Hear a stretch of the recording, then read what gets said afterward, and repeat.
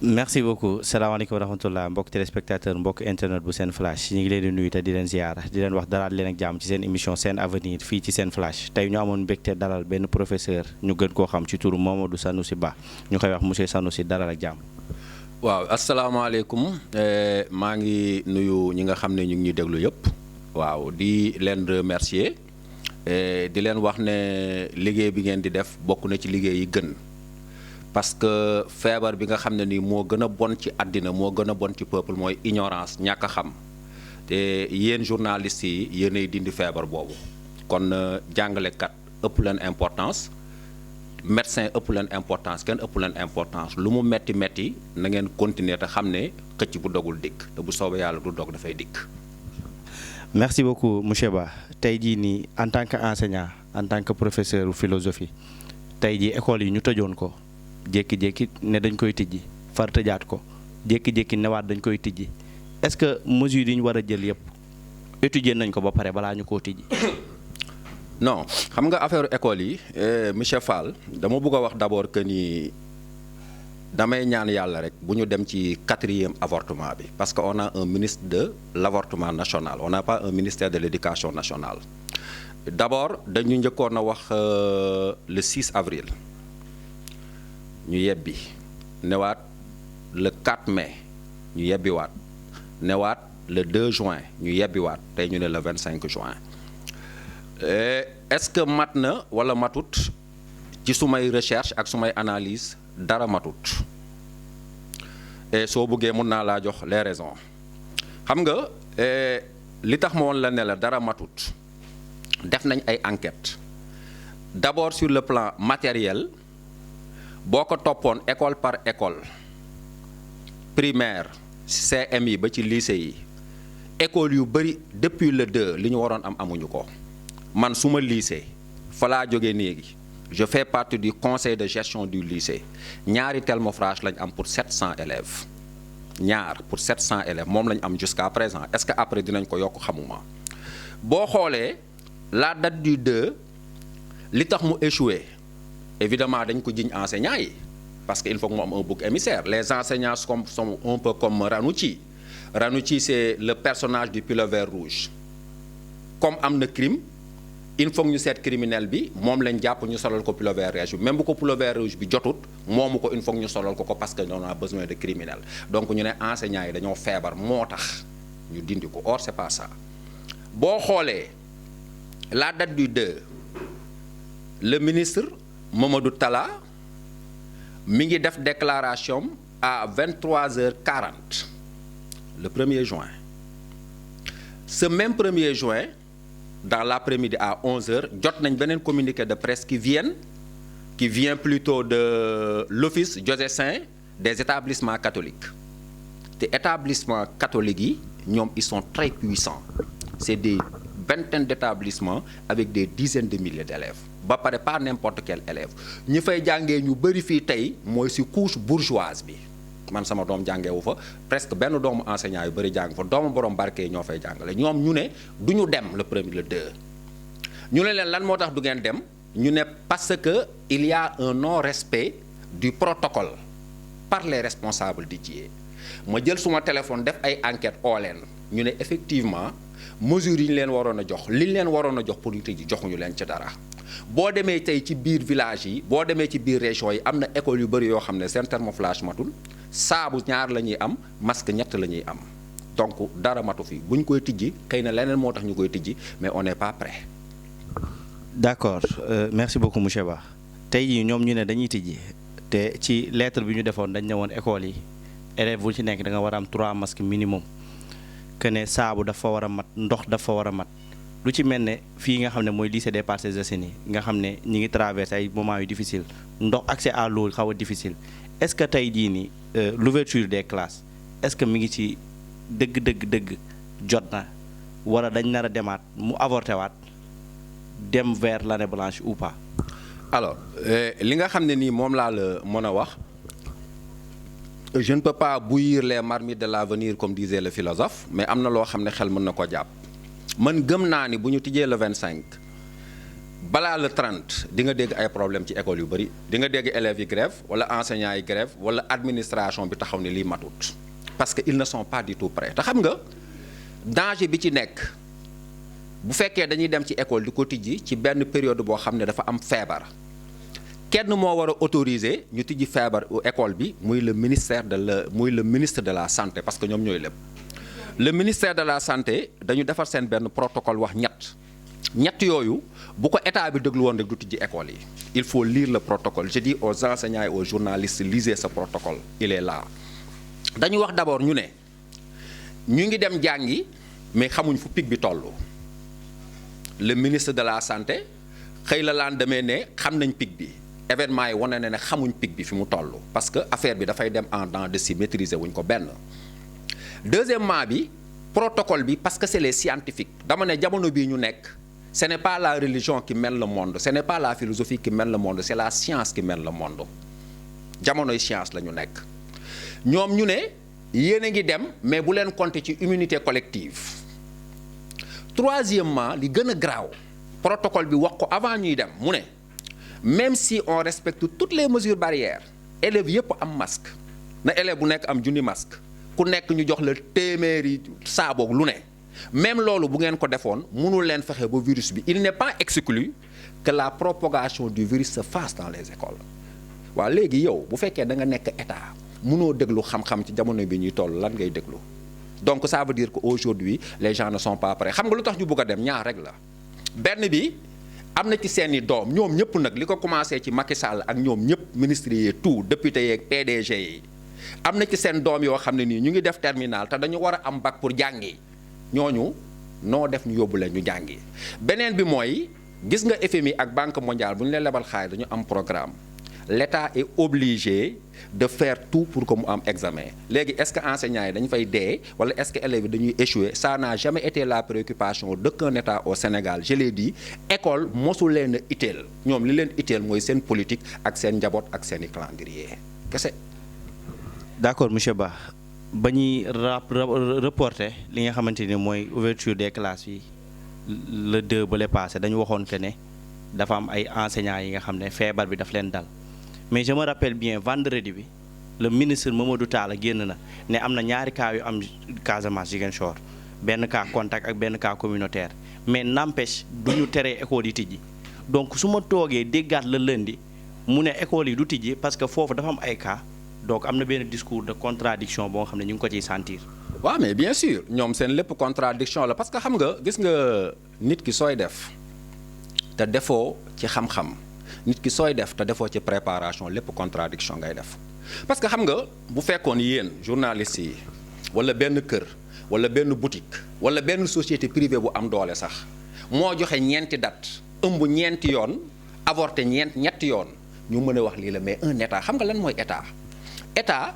mooy maanaam dañuy jël ci réew ñi nga xam ne ñoo fi dàq jàng en tout cas en théorie jox leen matuwaay yi jox leen sañ-sañ jox leen doole jox leen lépp ne leen dogal leen mais état boobu bu fekkee moo mën a taxaw di ëmb di imbi ñett yoon lan lañ mën a gëm ci genre état boobu il faut que les choix soient véridiques gis nga affaire u enseignants yi dinaa la ci wax leen je l'ai dit aux journalistes mais malheureusement aussi journalistes yi ñoom actualité moo leen neex bu bëggatu ñoo def investigation xam nga le gouverneur de Ziguinchor et j'aurais voulu que mu dégg lii moom moo jël initiative le vendredi 29 ne dafay tester les enseignants or dans le protocole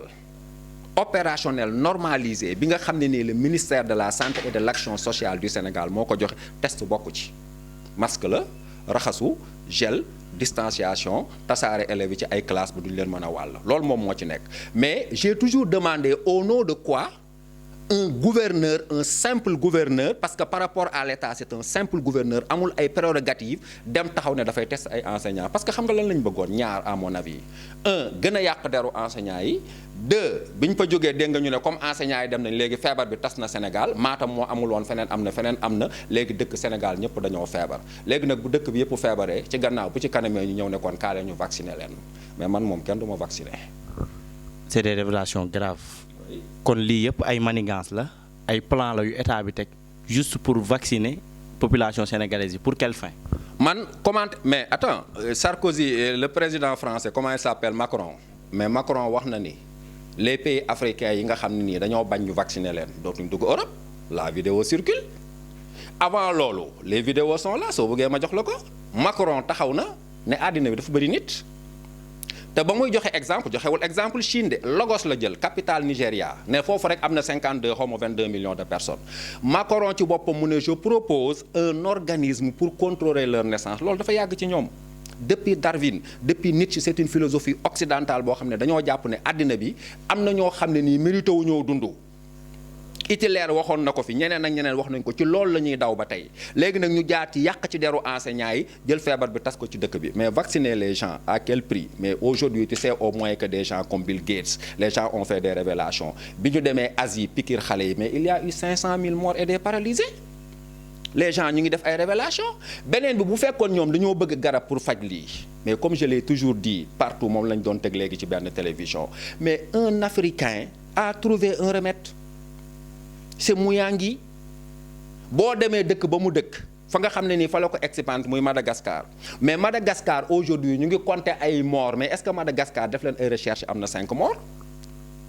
mais lan moo tax ñuy jeex loo xam ne nii mi ngi ne fàng bi mu ko defee président africain yépp a ko félicité ñu jël avion avec le premier ministre guinéen ñu dem mu jox leen ay garab ñu jël ko dugal ko ci couloir yi parce que l'organisation mondiale de la santé ak les pharmacies dañoo dépenser ay milliards duñ nangu benn africain ñëw ak benn garabam tas ko et comme nos présidents sont des sous-préfets et des gouverneurs de la France en commençant par notre propre président sénégalais mais évidemment ñu jël affaire boobu denc ko kenn waxatu ci ñun def nañ ci benn émission Sen TV tuddee ko comment ça s'appelle encore le Covid organique aux oubliettes kenn waxatu ci kenn waxatu ci te pourtant boo demee Madagascar ak pays yu koy utiliser deewuñ confiné wuñ seen dara seen école yi ñu ngi jàngi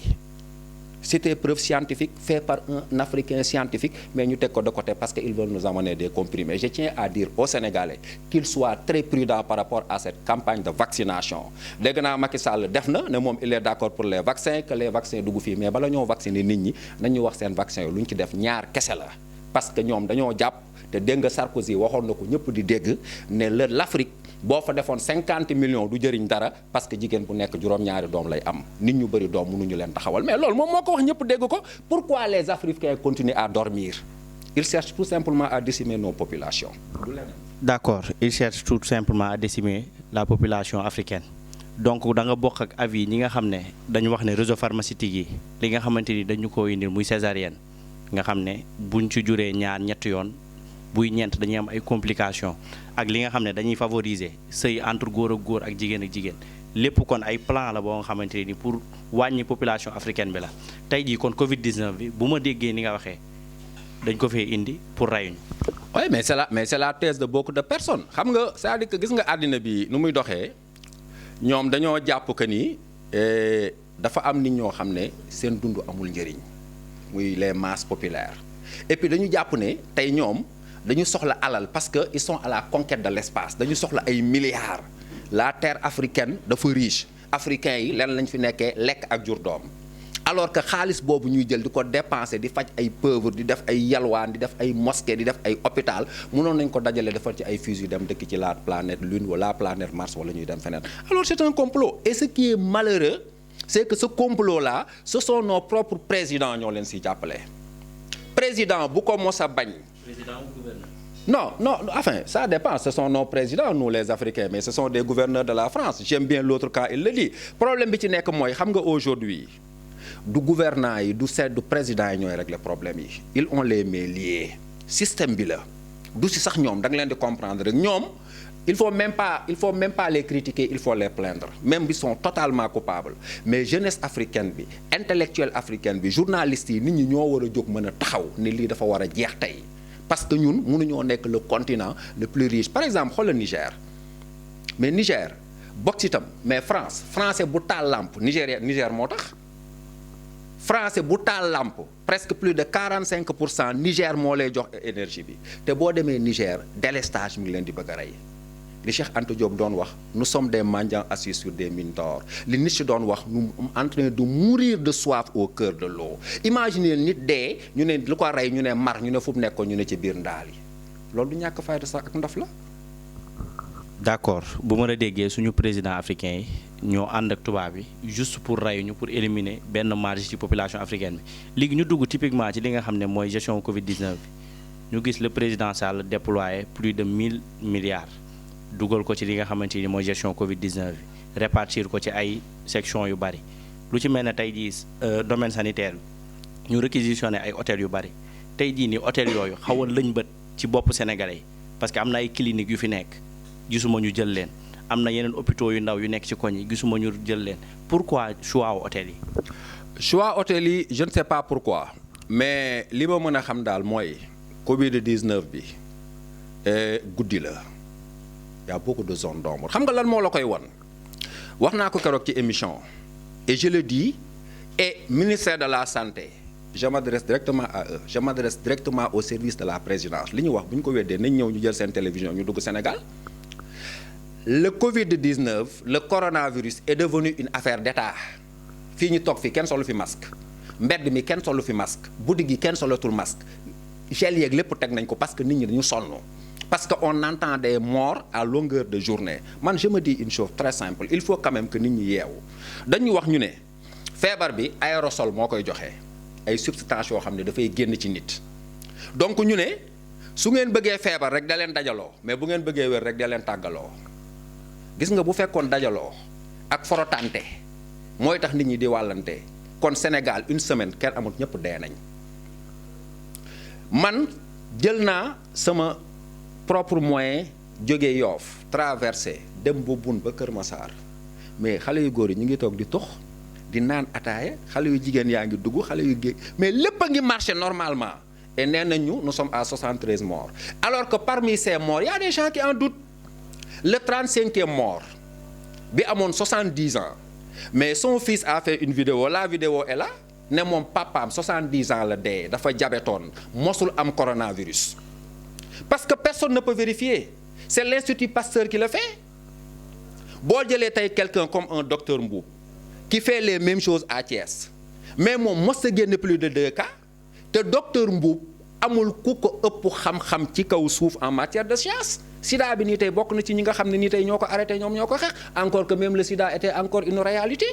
donc y a beaucoup de problèmes nit ñi dañoo sonn ci loolu moo tax léegi gëmatuñ ko ministère de la santé nag noo def chaque suba teel dina ñëw ne la ay mooram kenn mënu ci dara gis nga bu ñëpp takkoon ay masque ku nekk tëdd sa lal dugg ci sa biir rondal tëju kenn laalatul kenn jëkkër yeeg jabar yi tàggoo ku nekk toog chaque jour mu indi la ay mort parce que c'est un plan qu'il déroule et le plan est aussi dangereux et aussi profond que cela et ñoom ils le savent. kon plan boobu ngay wax sa xarit sa doom nday Alioune Sall monsieur le maire de la ville de Guédiawaye ci la bokk. en tout cas daal Alioune Sall dégg naa ne dafa corona woon dama ko dégg rek nag gisuma ko parce que xam nga corona bi mooy da ngay laajte Sénégal yi koo la wax mu ne man mosuma xam ku corona bu fekkoon dafa corona ba wér na waa baax na mais daal li ma mën a wax mooy yàlla dafa wax ci alxuraan mu ne képp kuy yéene nga tudd Kouthia nga tudd Alioune Sall ak noo munti tudd nga nekk célébrité yàlla nee na képp kuy woo sa bopp na nga woo sa bopp lu baax ak ku munti doon rek na nga woo sa bopp lu baax corona na wala coronaawul nag loolu moom moo xam. d'accord corona na wala coronaawul moom moo xam ñu duggaat tuuti ci li nga xamante ni nii mooy éducation mooy enseignement bi parce que depuis lors ñi ngi wax waxu élèves yi nga xam ne ñooy def examen waaye tey jii dégguma ci lu bari ñi nga xamante ni nii classe de transition la ñu nekk c'est-à-dire nekkuñu di def examen tey jii nii ñu ci bari ba ci université yi ñi ngi def ay cours en ligne mais gisaguma état bi subventionné connexion bi ñuy jàngee wala dara lu jëm ci loolu ak dëkk bi ñu nekk taux de croissance bi di wàcc économie bi di baisser tey jii est-ce que loolu Sénégal mën na ko supporter. non jéemu ko sax supporter xam nga gis nga état dafa bokk ak jigéen benn jukko muy bari pexe dañu bari pexe yow cours en ligne non seulement amuñ moyens yi en temps normal ñi nga xam ne dañuy jàngee ay UVS ñu leen jox ay machines ñooñu mënuñ ko sax canaliser def nañ fi ay cours en ligne RTS c'est bien pour la continuité pédagogique apprendre chez toi mais waroon nañoo def tey évaluation seet ñaata élèves ñoo koy seetaan d'abord dinaa la wax ñaar élèves yi man dama leen a xam gis nga jàng fii la toll ci ñoom man j'ai des groupes chaque jour damay connecté ak plus de 3000 élèves groupe WhatsApp su ma leen joxee devoir 4 ñoo ko ci def wala 5 élèves yi fàtte nañ jàng ñoom ñu ngi ci yenn ñu ngi seen Instagram ñu ngi ci ay rangu ñu ngi ci leneen ak leneen ak leneen élèves yi lijjantewuñ jàng boobu 1 la de 2 même état bi su amoon tous les moyens du ko ci def xam nga lu tax parce que l'Europe ne laissera jamais nos gouvernants développer l'Afrique parce que le Cheikh Anta Diop waxoon ne leen à formation égale la vérité triomphale Macky Sall moo la ko gën a xam que ni ñun bu ñu jàngee nekk ay intellectuels dans 10 ans dans 20 ans kenn ci ñun dootul dem ci tubaab bi ñoo ñëw fii di nekk suñu jaam mais tubaab bi duñ nangu loolu bàyyi ku sa wujj di sang doo set lii rek la. d'accord monsieur Ba tey jii ñu dugg tuuti ci li nga xam ne moo concerné vivre yi nga xamante ni état du Sénégal déployé na ko woon pour population bi depuis lors mu tardé yii yegsi na à destination yii yegsiwul à destination chaque jour Mansour Thiep génn def ci ay déclaration dina effectif fii ak 72 heures fii ak 48 heures lan nga jàppale exactement mooy le fin fond du problème. non le fin fond du problème ñaar la rek mooy d'abord tout est politique rien n'est sérieux xam nga affaire vivre yi xoolal d'abord ca commencement ba première chose mooy dañ ko jël jox ko ñoo xam ne waru leen ko jox muy naar bi nga ko jox xaw ma Hussein xaw ma man mënuma sax jàpp turam. am na fi ñoo xam ne nii tey jëlal quelqu'un comme Cissé Lo wax na ko partout Cissé Lo tey taxaw na nee na tonne bi naar ba mi ngi leen koy jaayee à 275 000 sans transport état moo dem lijjanti ay transport am moom nee na tey mën na leen jaay tonne bi à 270 000 moom Cissé Lo wala bu leen ko jaayee à 275 000 francs moom mooy assurer transport bi am na ceebam am na lépp mais ñu bàyyi ko fi dem seeti keneen pourquoi alors que ñoom ñëpp le président de la république ak yeneen candidats yëpp ñu ngi bëgg a rey consommer local même bu fekkee ceeb bi dañ koo jëndee feneen mais bu ñëwee ñu jox ko doomu réew mi mais munoo xool koo xam ne nii ku mel ni Cissé Lo am ay moyens am ay lépp taxaw ci télé bi ñëpp xam ko mu nekk vice-président de l'Assemblée nationale nekk leneen ak lekk nekk APR c'est-à-dire que seen xeex rivalité yi dañ ko war a bàyyi ñu xam ne li ko booy ba doon waxee gis nga ay ñay bu ñuy xeex ñax mi rek moo ciy sonn mais ñoom seen biir kenn du sonn vivre yi biñ ci paree le plus malheureux mooy aujourd'hui am na ñoo xam ne nii ci weeru koor gi dañuy toog di xaar ceeb toog di xaar meew ba heure bii gisuñu ko bu dul woon yàlla duñu mos a naan duñu mos a lekk et pourtant boo xoolee en dehors de cela l'État lu mu bëgg a def bu ko intéressé def ko bi ñu bëggee defar fii autoroute bi Ablaye Wade en un temps tey il a créé l'autoroute Macky Sall bi mu bëggee defar lu mu bëgg a defar da koy def tant que ñoom si gis leen ma pour ay élections dañ koy defar mais tant que il s'agit des intérêts du peuple lu ñu ko def donc affaire vivre yi dafa doon loo xam ne dafa métti tey ñu ngi jëm ci ay ñu ngi jëm ci hivernage il y a des révélations yoo xam ne ni après dinaa leen ko wax ñu ngi jël ay jiwu di ko jox ay député di jël ay jiwu di ko jox ñoo xam ne nii xamuñ ci mbay dara parce que ay copains ministre de l'agriculture lañ ak leneen. Bon, on en reviendra. maa ngi def ay enquêtes je vous le dirai mais li ma mën a xam mooy nous demandons au ministre de l'agriculture que opérateur économique yëpp na publier liste bi parce que suñu weccet la man chaque mois ñu dagg sama salaire depuis 20 ans def ko ci impôt damay fay fii ñëpp dañuy fay impôt donc xaalis bi du xaalisu le président de la république c'est l'argent du contribuable li ñu koy waxee donc xaalis boobu nga xam ne dañ koy jox nit ñi nañ ko jox ñi nga xam ne dañ ko war a jox parce que gis nga européens yi boo gisee ñu tane ñu ci benn côté bi mooy ñoom au moins respecté nañ compétence respecté nañ mérite ñun nag lépp lu ñuy def ay yaama neex la dañu war a bàyyi loolu. merci beaucoup monsieur Ba ñu bari ci sénégalais yi di utiliser benn terme muy le corona business tey jii nii ak wax yi nga fi wax propos yi nga fi tenir ak yi nga fi défendre dafay mel ne ñooñu dañuy am raison parce que tey lu ci mel ne ceeb bi ñu ngi ko jox. benn naar bi nga xamante ne nii ba mu amee licence am yàggul te naar bi ci boppam da ko ràngu jiwaat léegi pourquoi ñu jël 9 milliards centré ko ci benn nit alors que nee nañ suñu économie dafay baissé dafay wàcc pourquoi pas defuñu woon Dakar ñu seet commerçant bi fi gën a mag importateur bi fi gën a mag jox ko marché Dakar def noonu Louga def ko Touba ainsi de suite est-ce que loolu du rehausser tuuti suñu économie dëkk tey jii ku ci mel ne ki moom CSE 1 milliard 200 la jàppale état wu Sénégal ci Covid 19 bi ba mbas bi dalee ci dëkk bi. te pourtant ba ñuy tànn ñi war a joxe suukar part bu ndaw lañ ko ci jox qu'est-ce qui explique ceci est-ce que kon ñun suñu njiit yi ñoom ñooy tànn ñi ñuy jox marché yi wala ci kaw a kaw lañ koy tànnee comme fi ñu koy waxee. non loolu moom je crois que élève bi nekk primaire xam na ni ñun dogaluñ suñ bopp dara amuñ indépendance la langue française l'armée française le franc français constitution bi sax wax na ni pour nga nekk président Sénégal il faut nga dégg tubaab ça veut dire tey suñu xalif généraux yi nekk fi kenn mënut a nekk président du Sénégal parce que ñoom mënuñoo làkk tubaab parce que ñoom tubaab itteelu leen am nañ lu gën tubaab donc loolu ay manque d'indépendance gis nga corona business bi dégg naa Dame Mbodj que je salue au passage avec son grand courage mu def benn révélation mu ne dañu jël ay millions yu bëri ministère de l'éducation nationale jox ko IA yi pour ñu dimbale les daara mais bi ñu ko joxee IA yi rapidement ñu bindaat IA yi ne nañu delloowaat xaalis boobu ay millions yu bëri dugal ko ci keesu xawma comité de lutte contre la malnutrition avec le DAGE du ministère de l'éducation ñu jël ci xawma 11 millions xawma ñaata pour communication il communique sur quoi ça veut dire que gis nga li nekk ci biir bu ko nit ñi xamoon dinañ génn ci mbedd mi mais xam nga fu ñuy piéger nit ñi gis nga àddina les gens ils sont très intelligents xam nga lan moo tax ñuy bëgg nit ñi di gën a xiif nit ñi di gën a pauvre nit ñi di gën a xiif di gën a pauvre gis nga àddina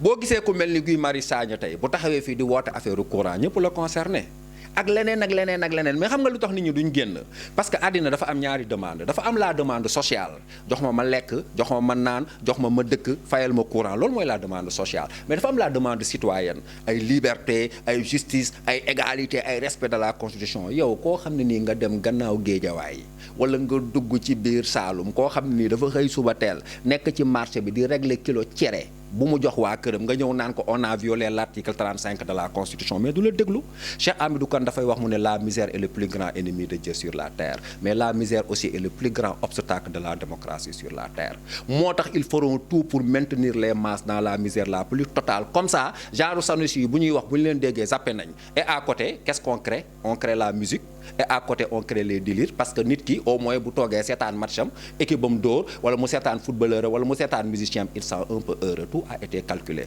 mais les gens ont compris leur calcul et je sais que ça ne peut pas continuer.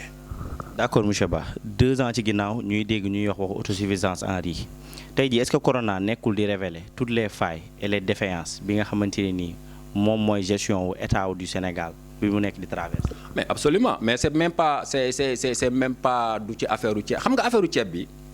man je dis que gis nga ñi ñuy jiite ils sont aussi intelligents que nous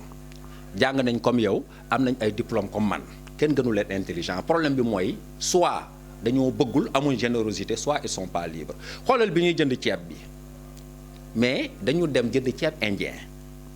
ba pare un mauvais ceeb indien Cissé Lo moo ko wax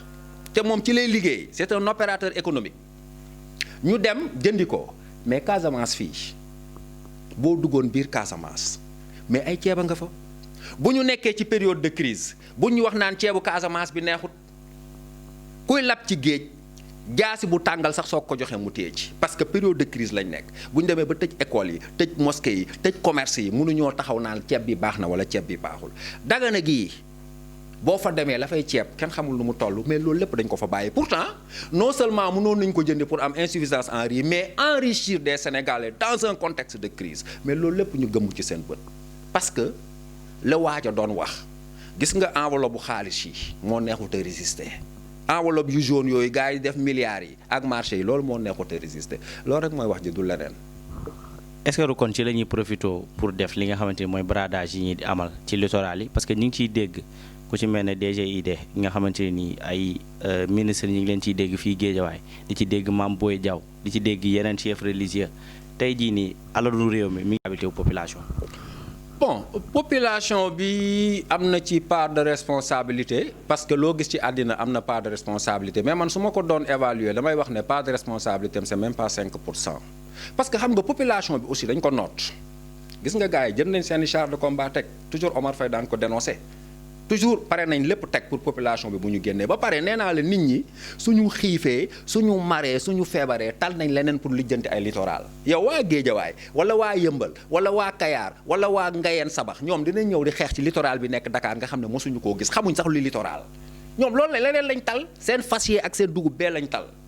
bradage bi c'est depuis toujours littoral bi depuis Senghor depuis Abdou Diouf Ablaye Wade moo ñëw accéléré ko Macky Sall ñëw multiplier ko par 5 ñuy def lu leen neex les populations mënuñ ci dara parce que boo bindee plainte yóbbu police y a au tribunal y a combien de plaintes sur la table du procureur tout le monde a écrit des plaintes nga jóg naan da ngay dem mënoo mobiliser 1000 personnes 200 personnes 300 personnes 400 personnes ngay mobiliser 500 personnes comme toutes les marches boo ñëwee policiers yaa ngi taxaw les gens ils ne sont pas prêts pour mourir pour un littoral boo xam ne gëm nañ ni bu ñuy dund ba dee mosuñ fa jaar duñ fa am 1 centimètre pourquoi. d'accord monsieur Ba lan ngay tontu ñi nga xam ne dañ lay jiiñ ne daa mbay homme politique yu nekk sa ginnaaw di la ger di la jox weccit ngay noos di génn di saaga nguur geeg di dal seen kaw. non loolu kenn jiñu ma ko. non loolu kenn duñu ma ko man kenn mënu ma jiñ loolu parce que man ñëpp xam nañ ne je suis un enseignant du oto Géejawaay laa dëkk dama loué man kenn mosumaa jiñ loolu. parce que xam nga lu tax bi ma juddoo ba tey je ne me suis jamais affiché avec aucun homme politique au monde. pourtant Alioune Sall sa xarit la woon nag fa daan dem tout le temps. non dem fan. di ko seeti mu lay seet si. non Alioune Sall xamul fu ma dëkk.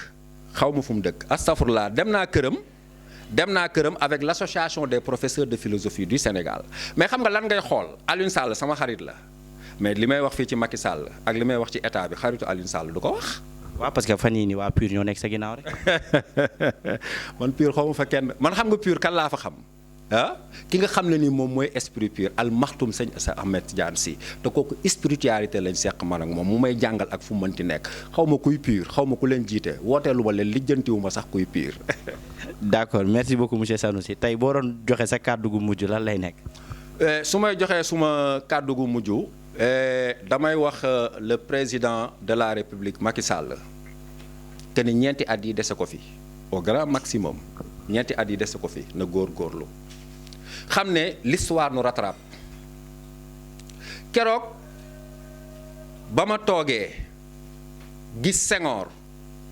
ñu indi ko ca bàmmeelam ca cercueil ba teg ko palais Ablaye Wade tiim ko